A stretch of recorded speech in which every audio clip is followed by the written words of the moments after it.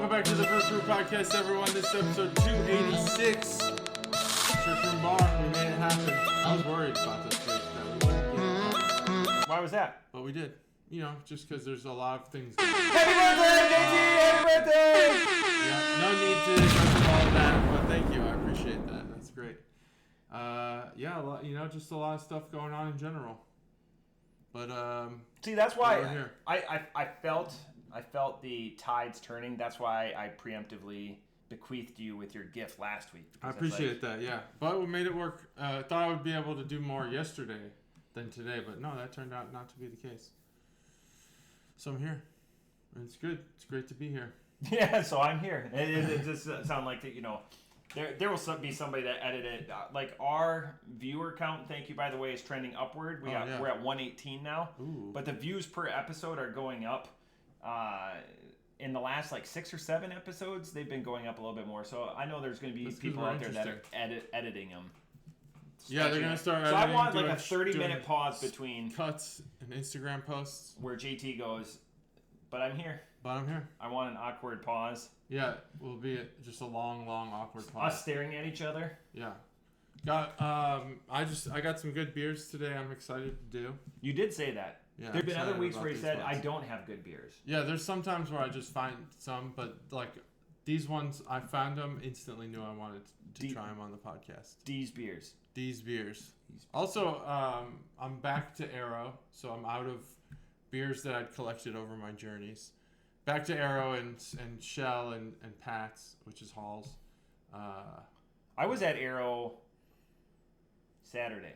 Yeah, I was at Arrow yesterday. Not the one closest to your house, but the one down in Centerville. Okay, I haven't been to the Centerville one. Off of 42. This is for the locals. Yeah, Arrow by my house has changed significantly. They're going through some changes. They moved the beer from the back wall to the left side where the food and snacks used to be. It's like where like the meat sticks and cheeses were. They've gotten rid of all the food, and now that's the beer section. The one time I went there, I think it was last September.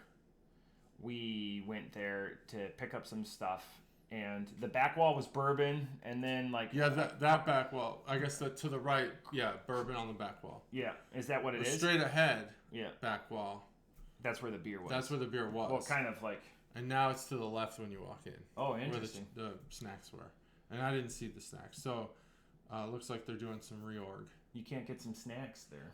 There used to be some pretty interesting, like, beer and wine pairing snacks there. If you've ever walked through that section, but it's gone now. Maybe it just wasn't moving. Different types of crackers, different types of meats and cheeses. I think, it probably wasn't moving. To do like that stuff expires. Adult charcuterie board. Yeah, stuff like that, or just like fruit pairings or whatever. Maybe it wasn't because a lot of the customer base there is college kids. Really? At least every time I go in there, if you have a line, I'd say the people who spend the most money aren't college kids. But if you have a line, 50% of it's UD, University of Dayton, for those uninitiated. Interesting. Buying, Natty Light and stuff. And then there's the common crowd of people who go and buy the exclusive and the specials during the day. They go at noon when the box is open. Oh, allocation time. Yeah, allocation time. Yep. And then they, chat it to their friends. Well, they. And then the rest of the time is just like your average drinker. This conversation came up this last weekend because I was with some individuals that are really big on allocation. Mm-hmm. Is that store? Have you ever been there for mm-hmm. when they have lines? I've not been there for a line, but I've been there for when rare things do come out, and it's word of mouth. They go so fast. Interesting. So the other Arrow that I was telling you about, the one of the individuals I just met, he was telling me that Arrow, they make you wait in a line. Where he goes, other Arrows, they'll show up in a car, mm-hmm. and they'll respect the line. Like if you're sitting in your car for like allocation. Oh wow. And he said the big one that the one that we're talking about down in Centerville, I guess their allocation day is Thursday. This is all for bourbon. It's not for beer. Idea. It's not for beer by any means, but I know that there's bin lines, but I don't know how they work them. Interesting. No clue. It seems like it varies. I've never been there during a line, and when I do go, when there's a line. I'm not there for whatever they're in line for. Random off ramp, but talking about Pat's, he's got quite the energy drink selection. Are you a fan of Rippets? Sometimes I think Rippets give me too much like gas. He's got every Rippet besides the sugar-free He's ones. got all the Rippets? He's got I've all. been there a few times. He's got a cooler just dedicated to the Rippets. Yeah, that's crazy. And are they still $1? I didn't look because there were none of the sugar-free ones. I wanted the sugar-free ones. Well, yeah, so when I was in Afghanistan, they were free. Yeah, and that's where that's where they get you. They get you hooked. Yeah. While you're there. So and they're the 8-ounce cans. Yeah, the little cans. We baseball just cans. get shitloads of those things for free, and we take cases of them back to our hut. And then every single room in the hut had its own mini split. Yeah. So I would point the mini split down at the cans while I wasn't in the room, and it would make them nice and cold. And the like you said, they get them hooked, so then you come home and you're looking for it. I know. Besides Pat's, I know the other place that people have is Family Dollar or Dollar General. A lot of the dollar stores sell them. Yeah, but Pat carries a whole, and he goes. They move like hot because a lot of military sitting there talking. Well, they're cheaper. I find better flavors elsewhere, and I think Rippets give me like more burpy gas, not farty gas. And we weren't doing too much pregame. We were just chatting about life. There's a lot of comedians that do energy drink reviews. Do they? Yeah, I didn't know that. There's 3 or 4 that I can think of that I love do energy drinks. Like a minute energy drink review. Oh, okay. Yeah, that's cool. Earl Skakel, shout out to Earl. I should do that. I love Earl, but he does energy drink and protein cookie reviews at the same time. Oh, protein cookies. Yeah, protein bar reviews would be good, but there's not enough of them to last a while. Well, he did like protein, terrible. yeah. So many of them are gimmicks terrible. or whatever. Yeah, okay. That'd be cool. If it tastes like a Snickers bar, it's probably terrible for you. No free lunches. Oh yeah, exactly. Yeah. If it's good, it sucks. It's not good for you. Yeah. Big deal. I do have a beer situation. All right, again, the Chuggalos.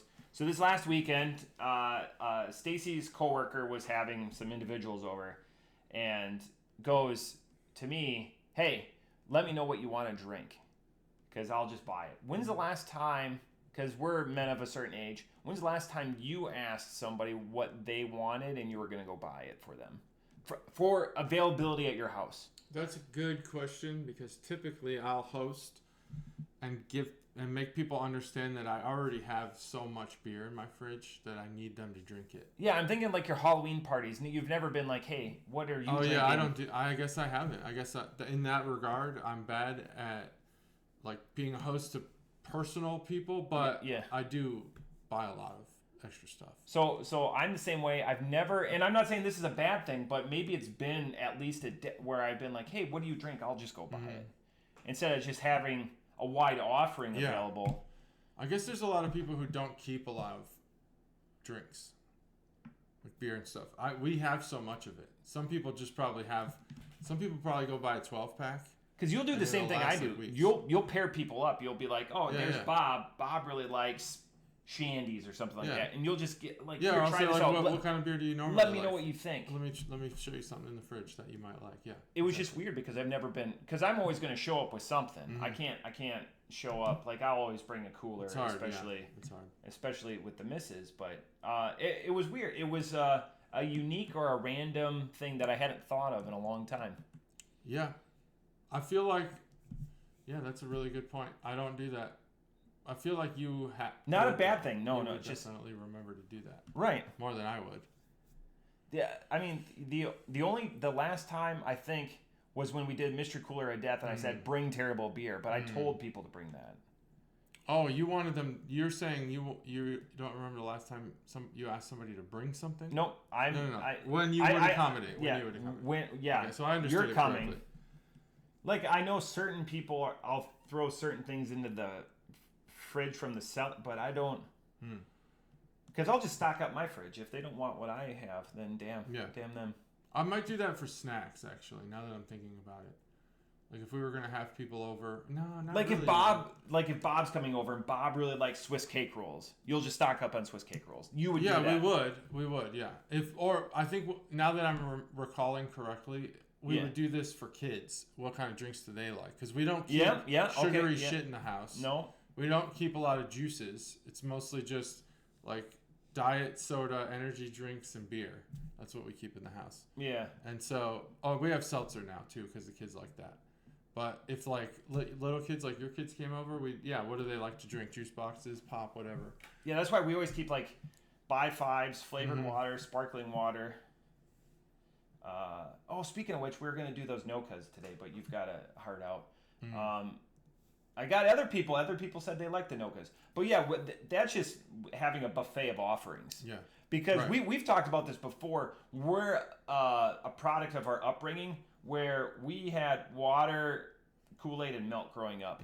And sometimes juice from concentrate. Oh, yeah, juice from concentrate. That was the big deal. Kool-Aid was legit Kool-Aid, too.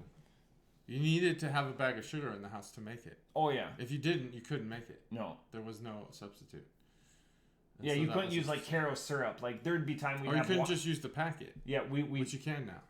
Really? They put the sugar in the packet? Well, like for individual servings, you can. Oh. They didn't even have those. I haven't even seen I think that. the first individual serving stuff was Crystal Light.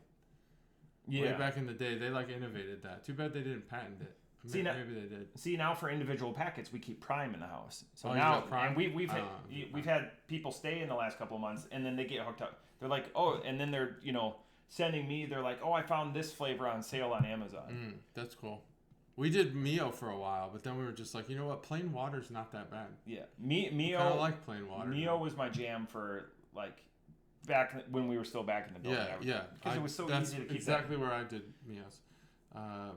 Now I just carry a Yeti everywhere, and I drink plain old water. Yep. Constantly. I should drink more of it.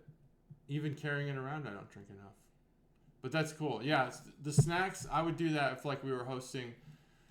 If I was hosting a poker night, I wouldn't do it. I would just have a shitload of snacks because I think it's kind of like a guy code. It's just like whatever. Well, if you don't like it, tough shit. Poker night seafood diet. Everyone's just right.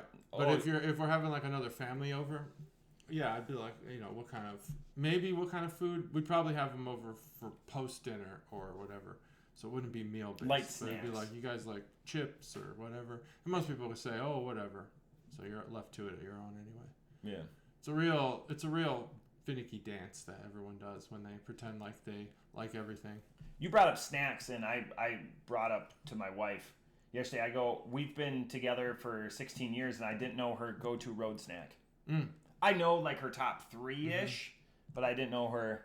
I kind of didn't know her number Katie's one. Go-to road snack. She doesn't really eat. Because it's one of my go-to questions for all the guys at work, like in chat or whatever. Yeah. What's yours?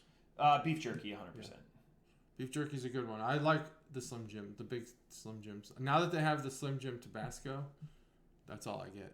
So you're worried about gas from energy drinks? I don't get gas from them. Those greasy fuckers? I'm not worried about like fart gas. I'm worried about like just Rippets makes me burpy. Oh, gotcha. And like pain, like you can feel it. Like it sits there for a while. I don't know what it is about Rippets that do that. Number 2 is combos. I'd eat combos if they. I do like combos, like a but fat fatty. They're not a go-to for me. Not the cracker though. Pretzel combos, big gap. They've been shitty lately. The combos I buy, they're lacking in the filling. Number 3, like sunflower you can seeds. see the air in there. Sunflower seeds is pretty much my number 1.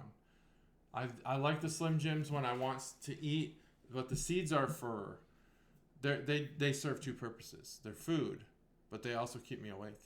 Yeah, that's what a lot of people say. They keep you busy. I don't know how. Yeah, I don't know how it does that. I'll chew gum and it won't have the same effect. Nope. But because you're not working the gum. Yeah. Do seeds? Gum, you're on cruise control. Yeah. But yeah, I don't know. I do tend to prefer like eating when it comes time to eat a meal. I'll eat real shit, real garbage on the road. I always feel like that's the time to do it. But now that we're traveling so much, I need to stop doing that. If it was like once in a while, we'd go to Chicago or whatever. All right, let's go and get Steak and Shake or something real shitty. We don't. Yeah, now it's adding up. I'll stop and get like hard-boiled eggs and. Yeah. But then I feel you bad. don't I was like do meals on the road. $3.29. Sometimes we'll grab McDonald's. Gas station food. Sometimes we'll grab McDonald's, Yeah. but gas stations have come a long way. So there's plenty. Like the Quick Trip that they put in over by UD. Man, I just found out they had the breakfast tacos, and it's don't get pretty much confused, game over Wisconsin. now. It's not the real Quick Trip. Oh, it's not real? It's the same logo. It's not KWIK. It's K. That's the Q. Oh, that's the Q. Yeah. All right. The number one. My bad. Yeah, no, that's. Wisconsin. Wisconsin's going to be Googling. Oh, okay. So it's different in Wisconsin. Well, the Quick Trips that I've been to so far have all been the same. So it must not be the real one. No, there's 2 Quick Trips now. Stacy's best friend works for the corporate level, but the KWIK trip. I think there's 2 in Illinois now. Otherwise, well, all the ones when we went to Georgia, they must have been the Qs. Yeah, the Qs. We went, and they're amazing. They have awesome food, and it's already made. That's what I like about gas stations. They've come so far.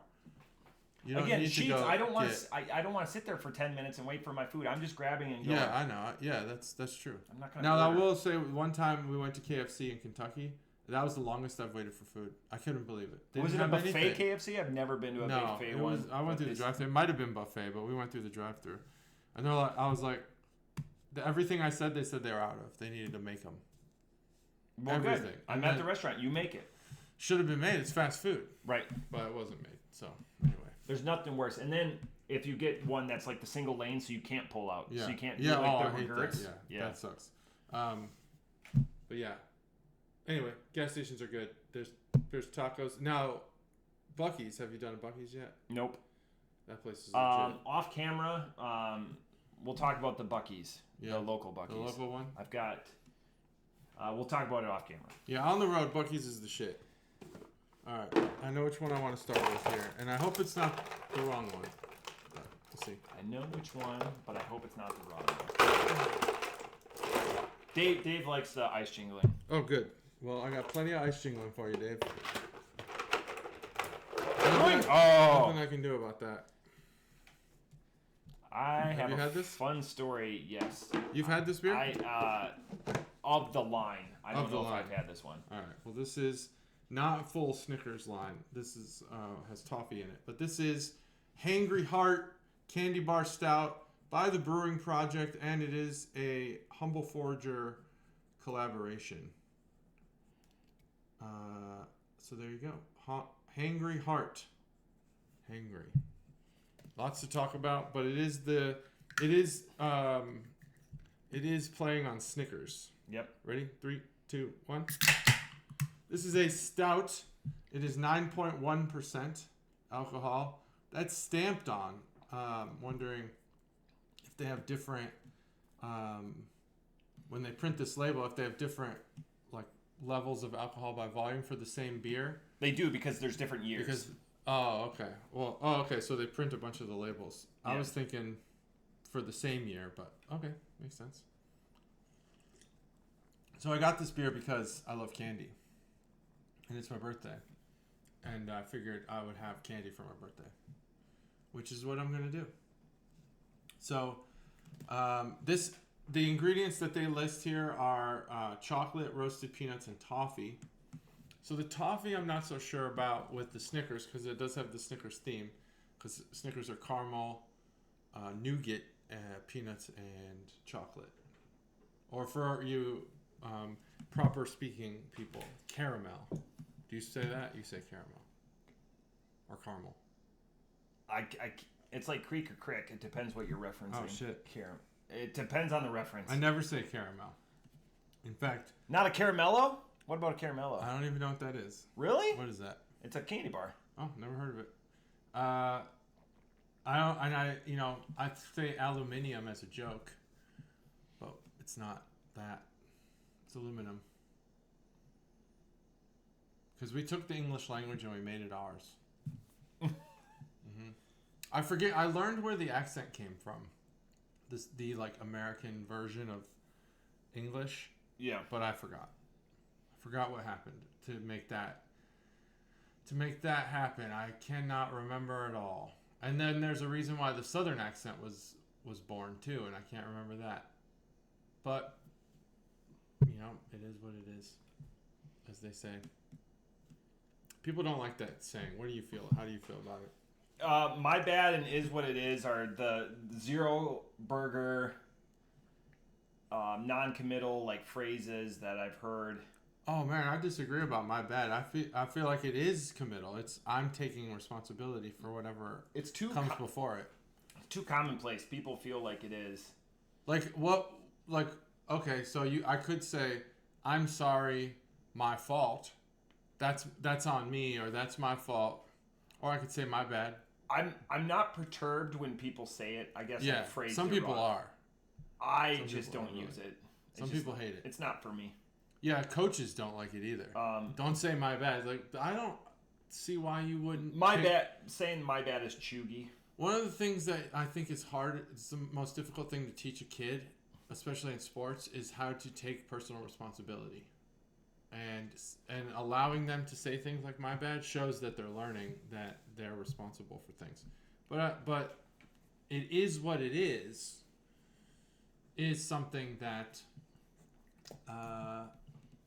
I've come to not like. And it was because I sat next to Loopy for a while. And he introduced me to the idea that was a terrible phrase. It is what it is. Because it never is what it is. It is what it is because of something. That is not the end of the statement, and it can never be the end of the statement. And I'm like, you know what? He's kind of right. He's a guy that I think about with Loopy. I think about from time to time. I never see him. I just hope he's well. I think about him every time I hear. I don't know what he does. I know he's an author. He's a published author. Yeah. But yeah. So I sat next to him for about a year. And in the BCC? Feel like we should have a better relationship. Yeah. But we don't. And it's because we were like filling positions that weren't part of they were newer. Yeah. And so they were just like, all of you, like, we're like the lost toys or whatever. Just go sit in the back. So we sat next to each other. Was that when he was still like a tech reviewer? Yeah. Yeah. He was a tech reviewer, and I control. was, what was I? It was either GIS or data science. You were what you were. But it was brand new. You were what you were. I is what I is. And, yeah. Good thing for me, I never had to write any reports. I would just contribute to existing reports, so I never had to get edited by him because he was brutal. He was a very good editor, but he wouldn't just like make the changes. It would red ink, yeah. He would do the comments in the margins, and he would do the track changes. Yeah. Holy shit! Did people take that personally? I for my career, so I've been doing what I've been doing for, let's call it 13 years. So I'm at the point where I'm half where I've been writing reports, and then the halftime where I'm just doing analysis on numbers and really taking amalgamate. I was that person that got super offended. And now I'm at that point in life where, like, doing proposals or whatever, if you want me to change some, I'm not married to it. Yeah, so proposals is the key example of people getting really mad. I'm just going to fucking flip it. Right. I don't care. Unless they're changing something that, like, if it's a use, like, use there and there. What I know my there agreements. But that's different. But unless they're changing something, I don't care. I'm fine, done. Yeah, so I'm not going to get wrapped around the axle. Reviews, and at our company we try to get younger people involved. This is the stuff that makes you drink. Seriously, like doing like sitting there drinking like a White Glove or a Red Team or something. Oh my god. We want to get junior people involved in proposals as soon as possible so that they can get experience at it. And the thing is that there's two people who have no idea how to propose work. Junior people, and they're learning, and academics. They'll talk forever and say almost nothing. Or they'll talk forever and say too many things. And so you go in there and you start tearing apart their proposal. Not because you're trying to be mean, but it's like, okay, like in this section, get to the point. And in this section, you've proposed nothing. And I don't think the person who's funding this will ever fund it because you're not saying anything. And they'll just be like, how dare you? Yeah. You know, like, they're super attached to what they wrote. I don't care about this. All I'm saying is we want to win. So let's change some things. It's not about you. It's not about you. And I learned that early too. I used to get offended at comments on proposals and my writing, but I've come to learn it's not personal. The problem is in some of those reports, and you could take this back to beer reviews or whatever, is you'll tabletop a report, and they'll be questioning like analysis or something that actually isn't substantive, but it's actually like the backbone of the paper or whatever you're trying, the hypothesis or analysis or what you're trying to do. And the individual, and this has happened to me multiple times, like called out a comment, and then you have like the academic, like both times I've had to defend my thesis, like you've had your advisor or somebody that's an expert in it, and then it becomes a fight. It's no longer about you, then it becomes a one-up game or how much smarter I am than the other individual. Like when I was doing my bachelor's, you're supposed to do your defense in an hour. So everyone's had your paper to read a week before. You have to defend your bachelor's paper? That's intense. I did defend my bachelor's. That sounds like a shit show, I'll be honest. Undergrads defending their work? Sounds there's 12 people in the class. There was 12 weeks of the class. I drew the last number, so I was the last one to go. By that time, everyone's ate up in it. My academic advisor, Professor Calgin, it's fantastic because it's a published paper. You can go find it. Well, congrats. He went against, a geographer going against the historian, and it was the outgoing department chair. Damn. And they just got into so it was 15 minutes of me defending my comments that I got ahead of time, which I had no problem with. And then it went into like an academic cat fight. So it was the Armenian genocide. Again, I said the professor's name was Paul Kaljan. His family's Armenian. And then you have historians or whatever. So it took into a historical account. Anyways, we all went out and got a beer afterwards. It was great drinking with my geography professors or whatever because they wanted to adopt my paper too. It's fantastic. That's awesome. But the fact that they had so much, it just was a vicious fight. It totally distracted from. So I was the only one in the class to not get an A on their paper. I got a B+.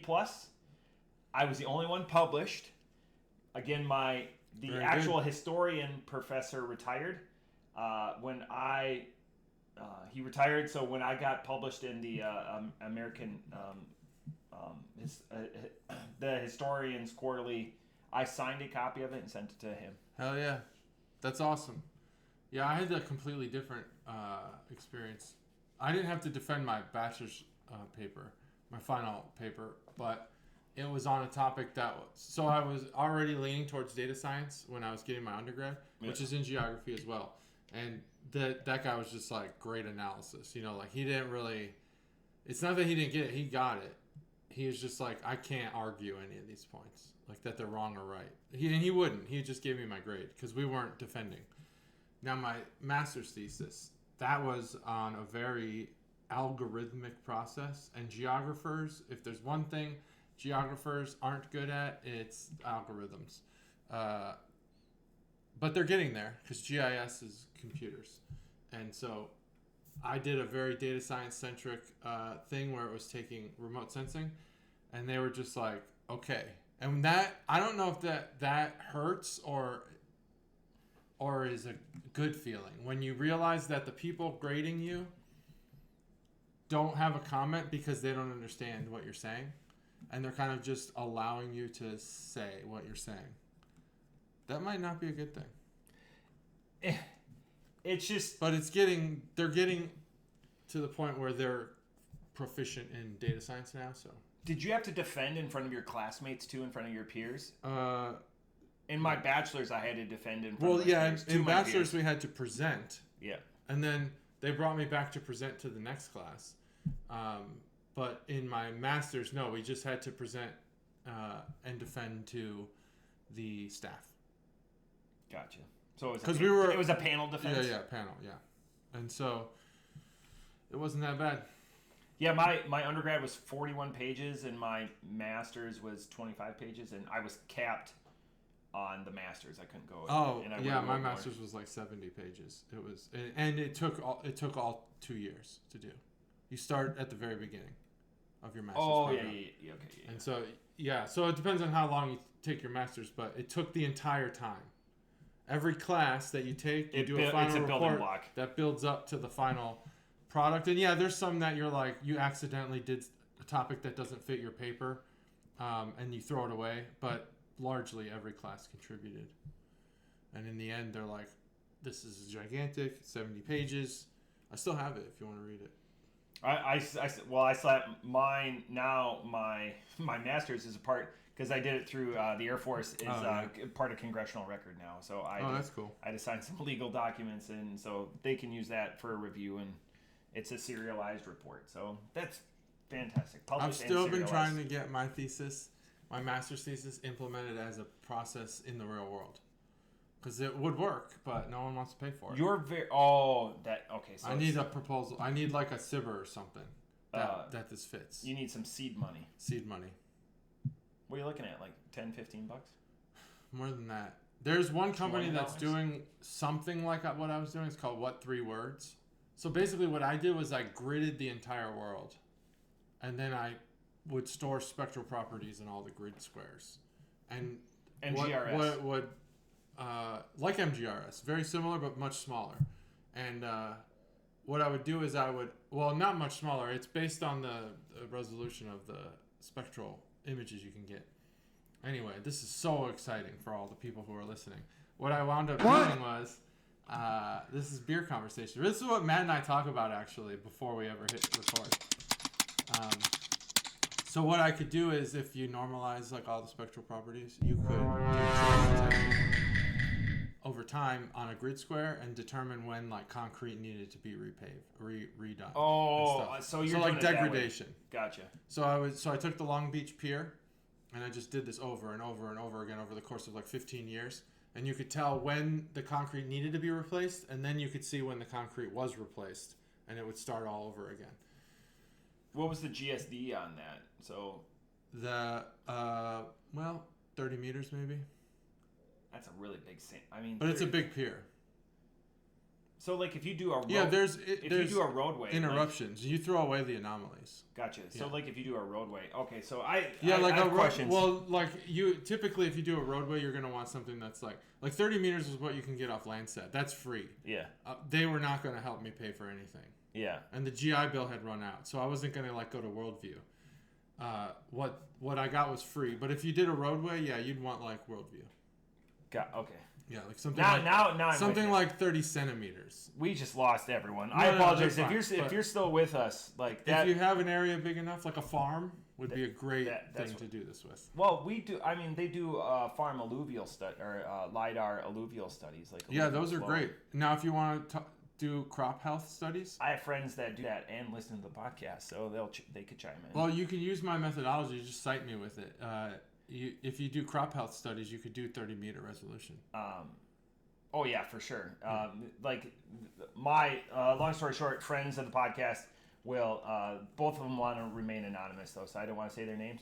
But they do flyovers, and they will give you a heads up on the nitrates in your soil and whether you should put it into fallow or point. Using spectral cameras? The LiDAR will give you a return. Yeah. But so the LiDAR is text, but that's like a fluvial flow.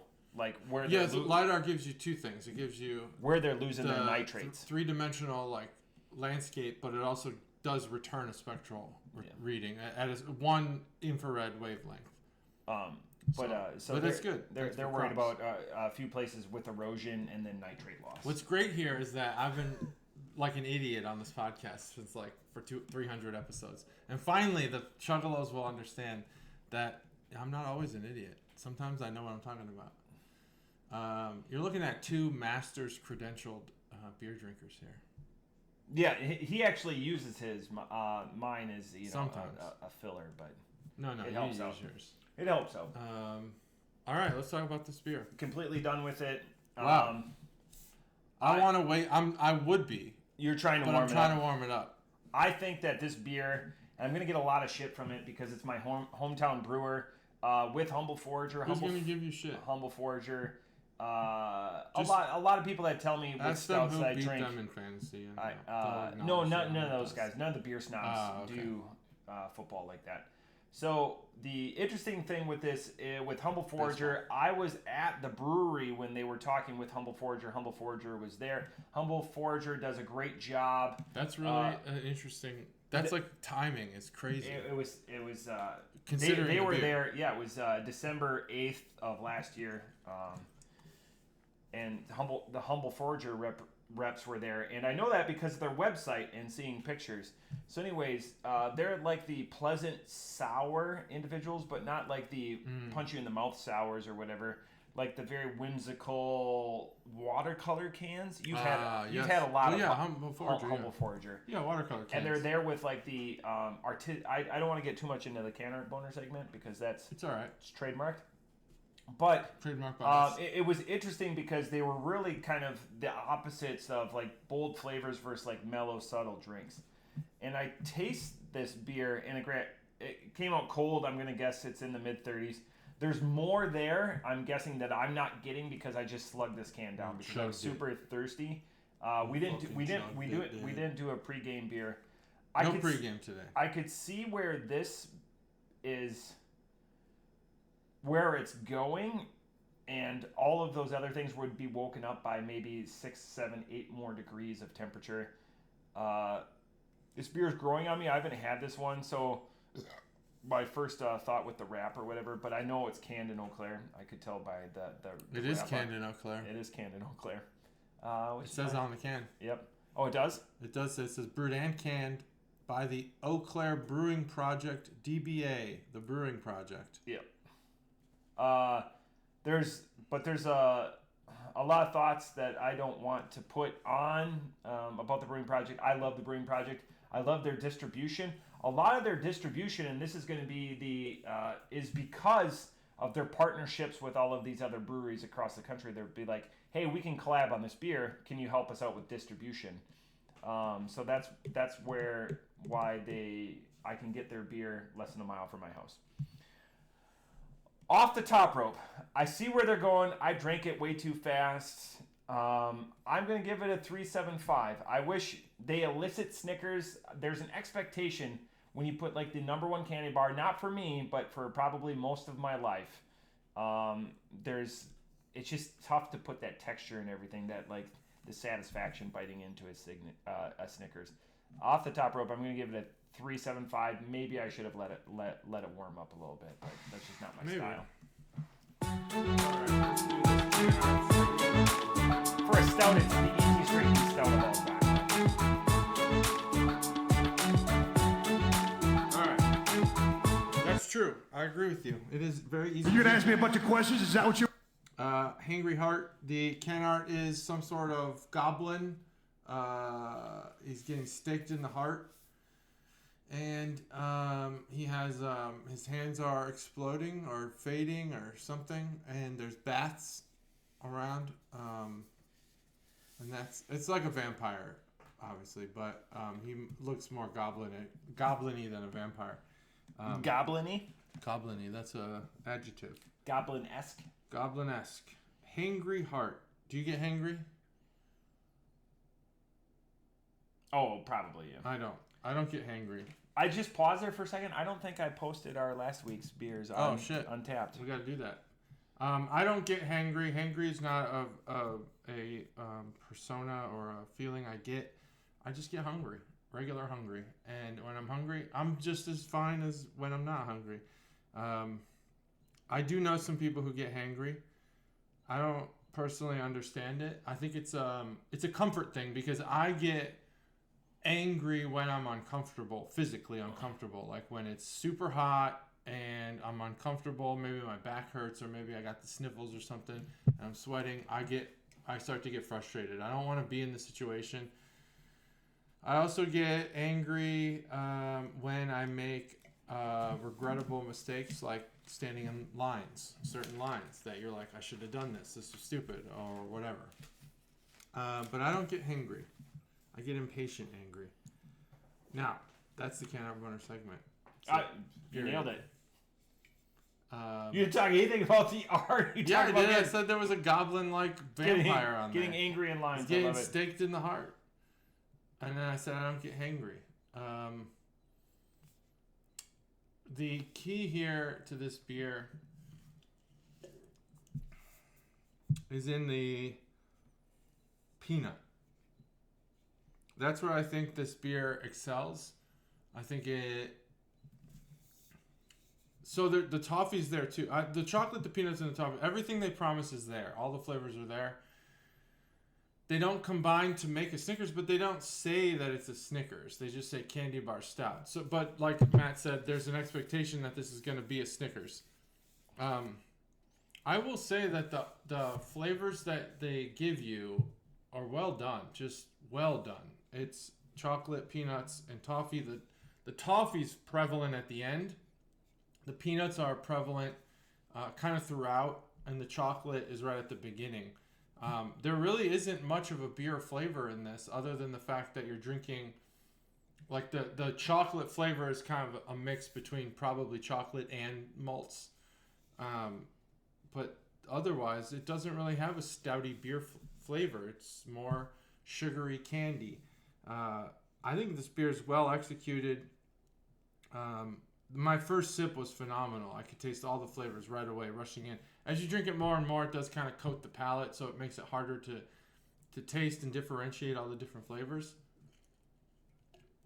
I've tried to warm it up, and it didn't do anything extra for the beer. It still has the same kind of monotone flavor. After your palate's coated, you're kind of screwed.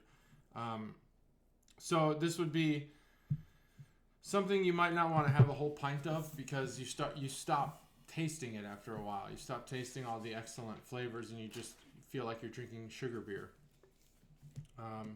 Yeah, it's thinner in that respect. That's where I said it's a very easy drinking stout. Yeah, very easy to drink. Even at it doesn't 9.1. taste boozy. Doesn't have that like stark malt flavor that some people have a hard time getting down.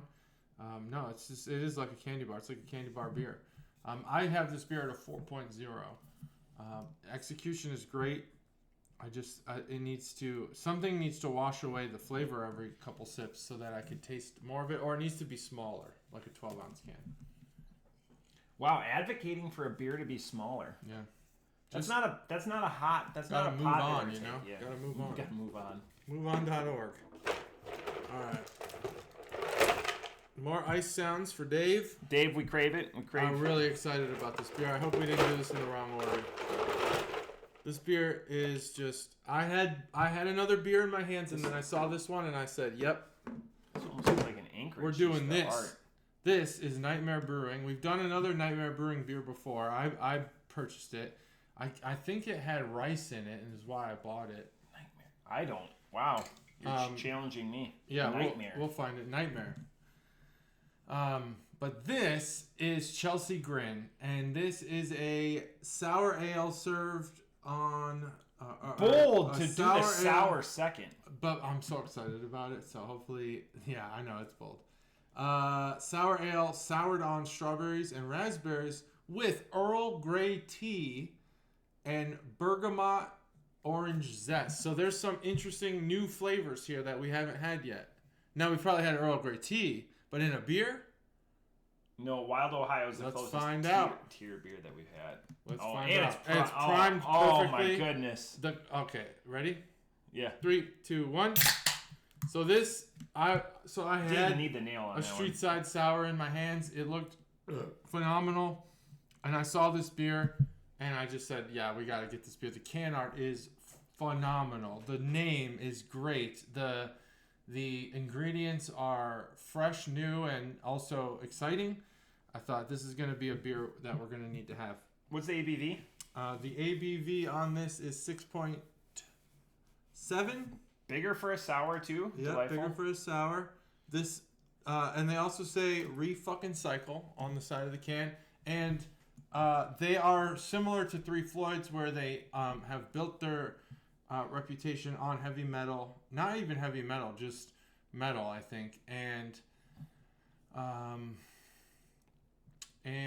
they say that they have a traumatic history, which I don't know about. I have to look that up. While you review the beer, I will read about their traumatic history. I feel like we didn't. We've do had that a last Nightmare time. Brewing before? Yeah, I thought we brought one in that had Oh yeah, no, rice they in it. say death metal right on there. Death metal, yeah.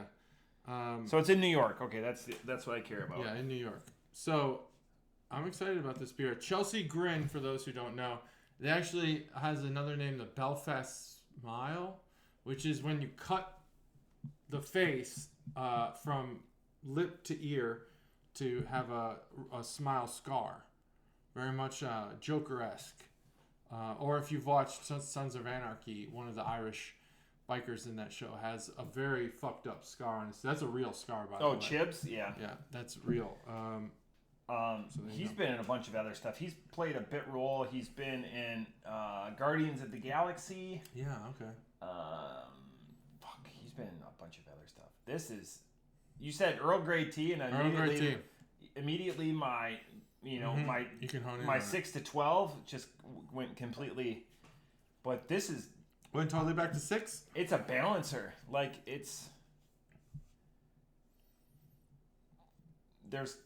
I'm challenged to find a fault with this beer. There's a lot of ripid in this beer. There's a lot of rip. Like, this is refreshing.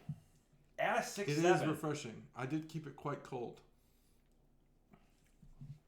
These are some of the coldest beers you've ever brought. Did you throw ice or salt in that? Real ice. No salt. No salt. No salt. Just real ice. Do you use those Gatorade bottles, by the way? Are those your little ice packs? No. I saw a Gatorade bottle. No, that's Gatorade. Oh, okay. I'm gonna drink that. Oh, to replenish, rehydrate. Yeah. Because I use electrolytes in it. Out of New York, so it does say death metal, and the first picture, the guy had a shaved like a 5-inch mohawk, centerline mohawk, as he was dumping. Sorry, Stacy. Oh, by the way, I burped at a party this last weekend and said, "Sorry, Stacy," and everyone started laughing. And she goes, "Yeah, he'll never get old." Yeah, it won't. But for her, it's been old since the first time we did it. I think she stopped listening 260 episodes ago. I think it was in the 20s that she's like, I just can't do it. Yeah, that's all right. Which is hilarious. It's an acquired taste, like beer. Our podcast is. Man, I'm thankful for whoever 118 was. Thanks for joining. We were at 117 for a little bit. Mm-hmm. I still don't know this traumatic event that took place, but bringing together ingredients, death metal, and our horrific history into a cohesive liquid experience. That could be somebody, having a event. Maybe it's not my business. Could have been 9/11. Could have been being New York. Could have been somebody had a smile cut into their face. I've brought up Clegg. Remember Clegg? We had that Bami Emperor. Mm-hmm. I've brought that up multiple times to people that have been from that part of the state, the Sandusky area, and everyone's like, "That you have to go. It's a must." You gotta go. So now I'm just like, maybe I just need to drive. In the show Eastbound and Down, one of his best friends is named Clegg. Have you seen that show? Yes. Well, it's like Best Friends from Home. Clegg is the guy that he works at the bar, a local bar. Gives him drugs. He's kind of a loser. They're all losers in that show. Great show. Eastbound and Down's awesome. Awesome show. Not Ted Lasso. Ted Lasso, no. Her. I will say that on the love interest of that show, I forget her name. Yeah. Striking in that show, yeah. And she was in Mike and Molly too as the drug use sister or whatever. Like she's just I didn't know that. Attractive. Like I forget the actress's name. Attractive then, but then she was in another show where I didn't think she was as attractive. She was in a show with the guy who runs the dojo in Napoleon Dynamite. And the guy who would do 2 chicks at the same time in Office Space. Oh, his neighbor. Yeah, and so he had a show. I don't know, his ABC name is or something. Dirks. He was also on the Drew Carey show. He was on Drew Carey. But they were on a show together. The girl and the guy. It's not Dirks. His name is Dietrich Bader. Yeah, Dietrich. Yeah. I knew it was. He's got those big ass American flag pants. Apparently, that whole thing was ad-libbed. That entire scene.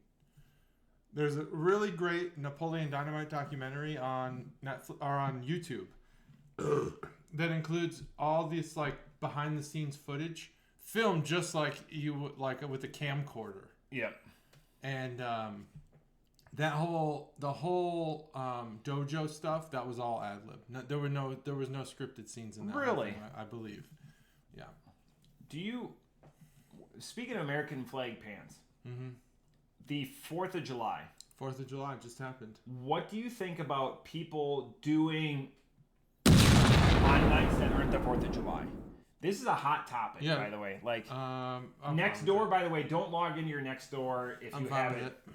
People get, and we're veterans, done things or whatever. You know, Cobra was a vet. You know, the amount of people that feel that they have to say something or what, it's incredible this time of year. Like saying thanks for your service. No. Like no fireworks. It's always the firework debate. I feel like we need more patriotism in this country. I think we need to be fired up about the 4th of July. If there's one thing we can agree with, 4th of July is not political. It doesn't matter if you're a Democrat or Republican or, you know, in the middle somewhere. Everyone can love the 4th of July because it represents, you know, what our country stands for, why we're independent.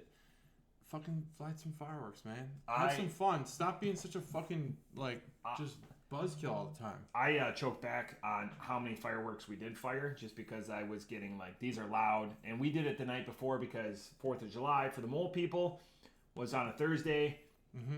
I figured that, so we did it Wednesday night going into Thursday. Most people are I didn't do anything Thursday night because I figured.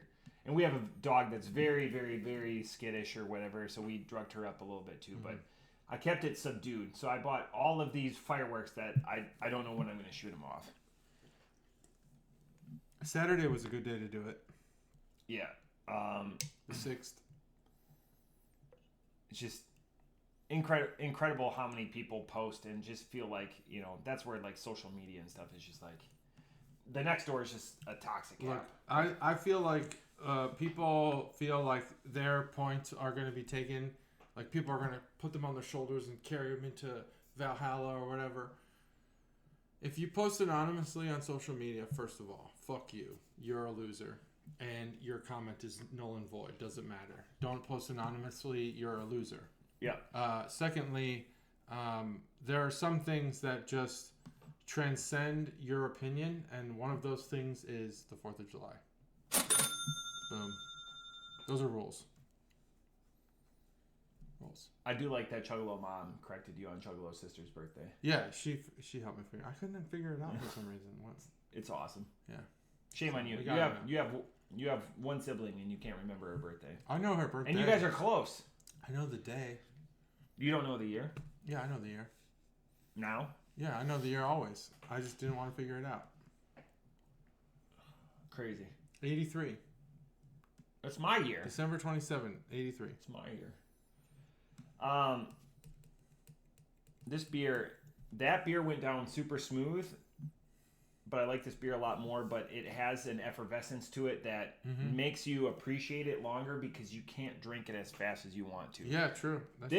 I want this in a 5-gallon got cooler, GOTT, you know, like the big water coolers. Oh, okay. I want this. You want this in a water cooler. I want this because I could drink this all day. This is like my type of like punch. Like, because it doesn't feel, it's not rotting my teeth. Mm-hmm. It's sweet, but it's not rotting my teeth. It's got a seltzery feel to it. This is, I would have looked at the can and been like, I'm in. I would have saw Earl Grey tea and I would have been like, I'm not. Earl Grey tea is the unchokable downable of tea, and it's just tough to drink. This beer is refreshing. It's delightful. It's at a 6.7, so it packs a little bit of a punch. Mm-hmm. It tastes like a strawberry lemonade. Like just, I know it's raspberry and whatever else he was saying. There's nothing. Man, it's tough. There's nothing wrong with this. Off the top, I'm just gonna go with it. Off the top rope, this is a 5. There's nothing. Who goes? You know what this needs? An Earl tea. I don't know if the Earl tea like decreases the sharpness of it because I think that's what it does. The pop here in the back of your lower mandible, it still happens, and it probably would have been too much or too overpowering with however they brewed it, but it's very juicy. It's juicy. Bubbly. Man, I crave this one. Is this a Pat's beer? What? Was this a Pat's beer? Okay. Arrow. But Pat should start buying Nightmare Brewing. Put him on. He will.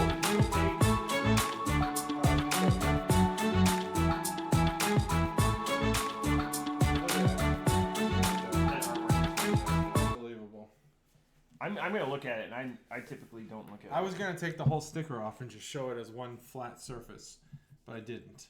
You should get this tattooed This would be a sweet tattoo. on your tramp. This is the art is awesome.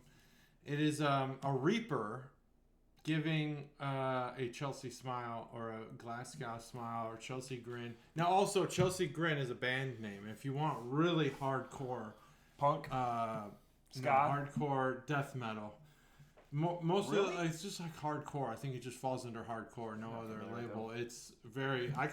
I don't know if we'll get DCM made, but I'll play just like one sample of Chelsea Grin, and you'll be like, yeah, that's pretty hard stuff.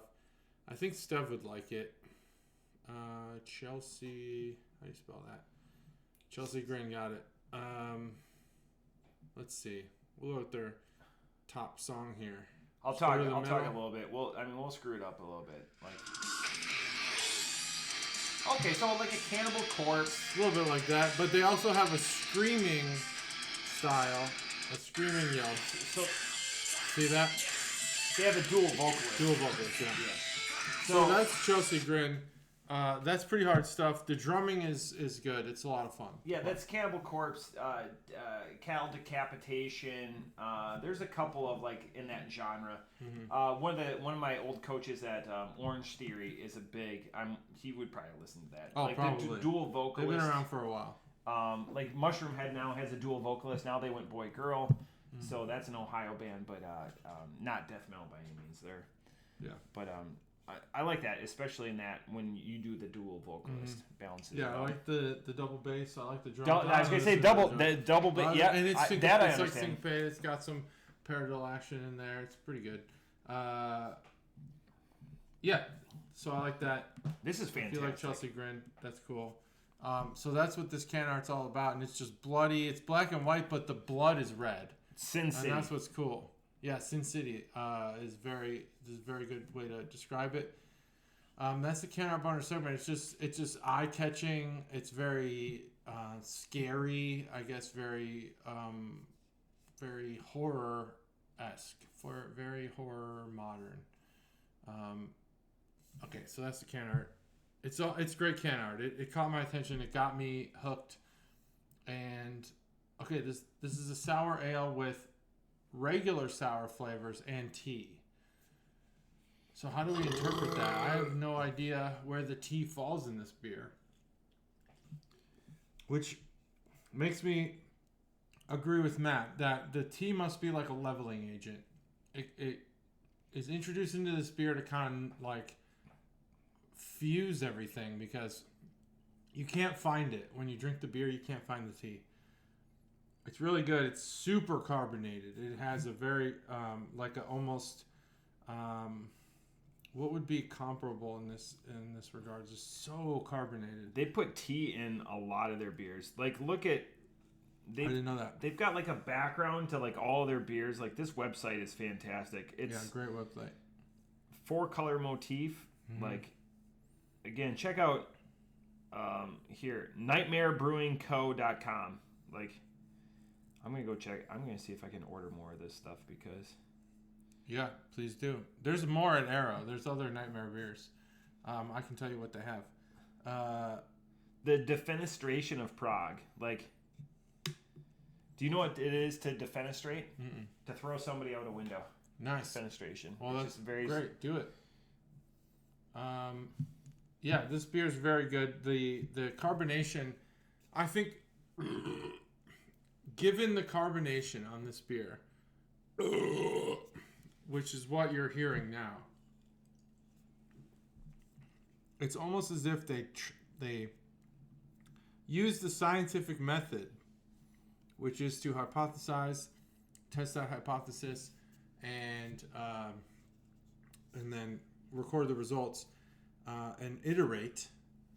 They did that because I don't feel like you'd arrive at this beer on the first shot. No.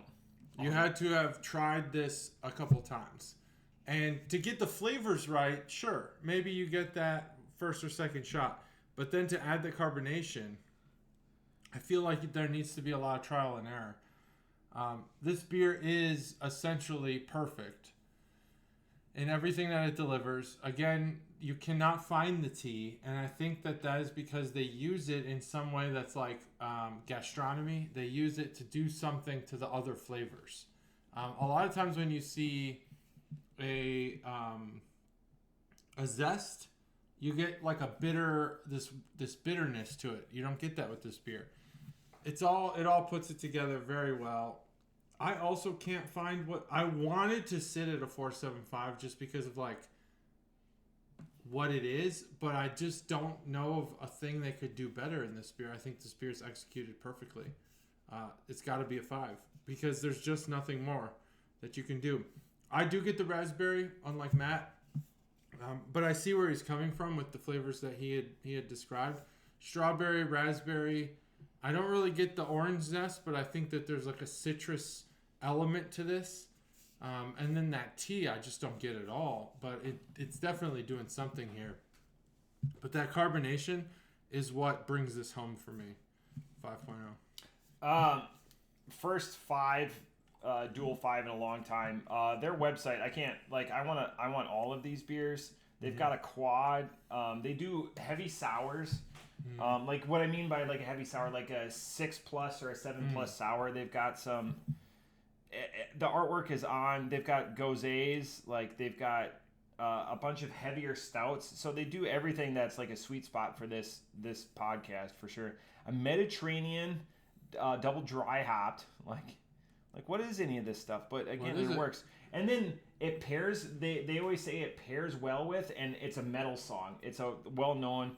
It pairs well with metal. Nice. Like, but the specific band and song, they've got a Glasgow Smile beer. Like, yeah. So this is like must be an iteration on that. An Asiatic sour ale like this again. I just want to buy like all. I want to buy. And you said at the Arrow they've got more of this. At Arrow they have a couple more, maybe 2 or 3 more beers from this brewer. I think we should just go. We should just go to New York. Yeah. Episode 300. Because there's a couple of that we've had Nightmare before on the podcast. We've had Nightmare one other time. Maybe it was an episode I wasn't here for. That that I don't remember. But man, I wish I could remember. I don't want to waste people's time by looking at this. No, barley wines. Barley wine. I'm pretty sure there was only like the Schwartz beer whatever, and they got a Hell's, but like everything else is like fantastic. Like looking, just the artwork, and they have like the peeled can label or whatever. This. Again, you elicit emotions, and when you're drinking the beer, and to have the song paired well with it, like, and then they will have like beers like Sweet, like the one beer that they recommend is a cheesecake with, but like pairs well with, and it's just all these metal bands. Like maybe we didn't have one because I don't recognize any of this can art. They got an oat IPA, which is interesting, a Bohemian Pilsner. Like a bamboo torture. Oh, bamboo torture. That's what we had. Really? Yeah, it had bamboo, not rice. It was bamboo. Okay. Yeah, bamboo torture. Remember that? There was the fingernails. Bamboo. We did it here. Bamboo torture. It does have toasted rice in it. Okay, so it was rice. Okay. I'm good. Well, bamboo torture was what we had on the podcast. I'll have to go check it out. Yeah, I don't know that we liked it that much, but it was such a departure from what we're used to. Good artwork. Yeah, 9.6, just a single IPA too, dry hop. Yep, with rice. With yuzu. And bamboo. Ripe kiwi, honeydew, and yuzu with a mochi mouthfeel. Yep. Mochi mouthfeel. Interesting. All right. So I mean, he's really into it. And there's Chelsea Grin right there, the beer we're drinking. Very good beer, 2 5.0s. That's big. Yeah, it gives the history of it and adapted. Inspired by the flavors of the English high tea consisting of the dead man's arm. So it's like how you get Wikipedia spirals or whatever. Like you just, like, what does this mean? And then you just start going down. Oh, crazy. This is delightful. Yeah. Right order. I wouldn't. This is where typically you do the sour. For this would have destroyed that beer. Yeah. I do want to see what this beer would taste like on a clean palate. But I still think it was phenomenal. Yeah, obviously. It's a 5.0 as a dirty palate. As a dirty palate, yeah. Or a compromised palate. Yeah, that's it. I don't know if you want to talk about anything, but All-Star games coming up next week. A lot of first-timers. Probably the most ever, 30-something first-timers this year. It's a transition in the game. It is, for sure. I like that Yelly was the number one vote getter in the NL outfield, which is interesting considering that the AL outfield is just, a powerhouse. But there's also some injuries in the National League. There's a lot of injuries. And Mookie moved to the infield. Yeah, and then people moved or whatever. But yeah. There was a clip recently on the 1999 AL All-Star team. It's just like a murderer's row. It was just all jacked steroid dudes. Manny, Rafael Palmeiro, Sosa. Pudge. No, this was the AL team in AL 99. team. But it was just like Kenny was the only one that wasn't on the juice. Jeez. But Nomar too. But Nomar, wow. Was he in 99? Was he around? Yeah. Oh, okay. Because they go down the lineup and it's just incredible.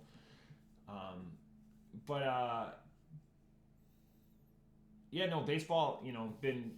The Brewers have been in a vicious cockfight with the. I just want to say gambling. I've had 5 6-game parlays being Wimbledon and baseball, and on the 5 of them, I've won 0. And I've lost 1 game on each of them. Wow. Like I just lost right before you got here. I lost $140. They were $10 bets. Yeah. $140 because the number 4 ranked player in the world lost the number 13 ranked player in the world. God, it sucks. But it's only gambling if you can't afford to lose it. Right. And you're not losing 140. You're losing 10. Yeah. I think it's still having fun. It is a great turning point for baseball. I'm surprised that Ellie didn't make the starting roster. But I guess shortstop's a stacked position. I don't know who made the starting roster for that. But I like that there's a lot of young talent. Paul Skeens made the roster. As he should. Yeah, as he should. It's a showcase. It is a showcase. That's true. They changed the home run derby rules again. Oh, they did? Yeah. Where are they now? I don't know. I remember seeing them change it because they're limited on balls seen because they want to limit injury, like fatigue on hitting it. Okay. And it's like the slam dunk contest. That's what people turn in. That's what's drawing your eyeballs, Yeah. So on that note, Joe Burrow did offer a suggestion for the NFL to add an 18th week and have 2 bye weeks, one of which the entire NFL is on a bye week, week 13. And that's when they would do the Pro Bowl. The problem with the NFL is that the Pro Bowl is a physical thing. You'd have to obviously turn it into like a 2-hand touch or a flag football thing. But the showcases, the quarterback tests and the receiving tests and stuff like that, those would be cool. I like the idea of a mid-season All-Star game for the NFL. Caught me off guard. I like it. And the NFL should like it because it lengthens their influence on the sports calendar. Definitely. And they're a cash. It's another week of. No one cares about the Pro Bowl. Little Caesars money or whatever, whatever influence that they get. Yeah, I like it. I like the idea of a week 13 bye week for the whole NFL. You give some people the time off; they can recoup, rejuvenate, just like MLB, just like the NBA. Yeah, it makes sense. Make the All-Star game mean something. Don't even do like a traditional All-Star game. Maybe, get rid of the line, do some sort of backyard football thing. That'd be cool. Do like a sandlot football game. Yeah, because they keep meddling with it. No one cares about the Pro Bowl, so you could totally erase the physicality, and people would just be fine with it. I think. Now, as long as people aren't getting hurt, you got sprints causing pulled hammies and stuff. Don't do that. But that's it. That's all I had to offer. That's it. That's episode 286. Bye. I think. See ya. Do it again. Bye.